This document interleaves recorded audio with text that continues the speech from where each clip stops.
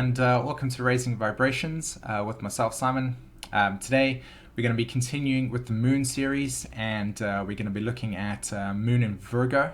This is going to be really exciting. We're going to be focusing on what it actually symbolizes within your birth chart, and just giving you an overall perspective of how to approach this symbolism, okay? So the first thing that I want to do is just quickly let you know that go check out the introduction video. This video is really important because it kind of grounds the perspective of what the moon means in the birth chart and how you actually go about integrating this information into your personal life, okay? And then the second thing is that this also correlates to somebody that has moon in Virgo, moon in the 6th house, okay? If the moon is in the 6th house. And this will also correlate to if you have Virgo on your 4th house ascendant. So for instance, the sign that's ruling your 4th house, if Virgo is there, the constellation is there, then that is really important to look out at, okay?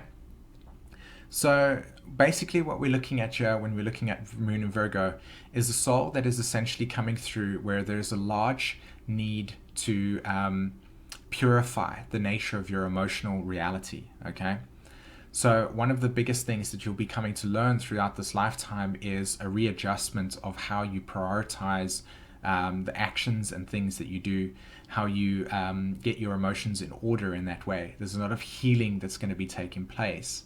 There's an incredible amount of focus that's going to be coming your way in terms of your self-image.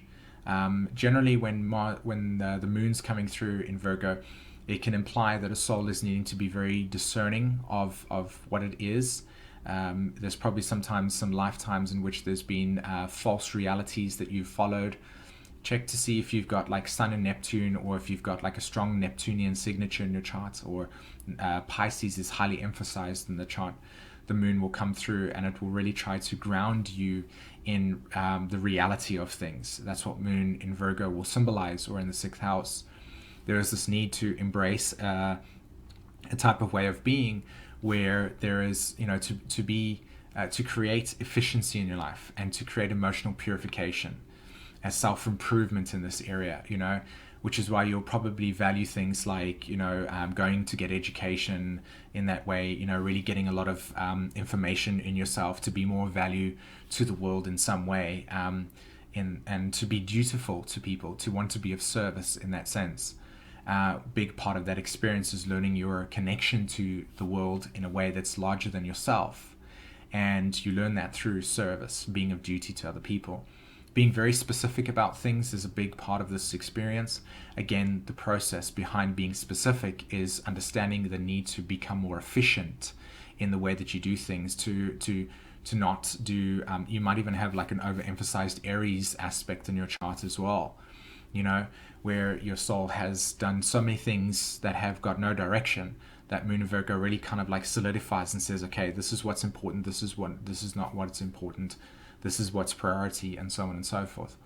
And through that experience, you start to purify any sort of like aspects of your self-image that are not necessarily working for you and your benefit. So it's becoming efficient.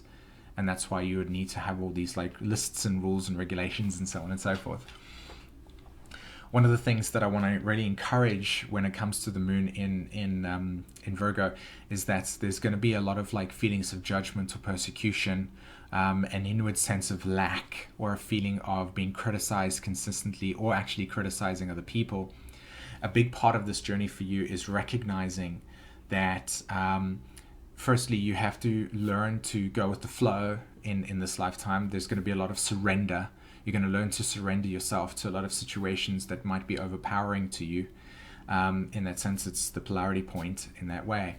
And it's about learning to integrate a sense of love and empathy and self-acceptance, so that you don't feel like you're always constantly being criticized in that way. And be careful about the judgments on others in that sense, okay?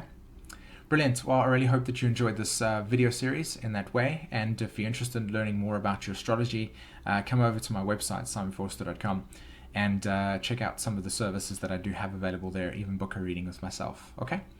Great. Well, I hope you have a great day. Take care. Bye-bye.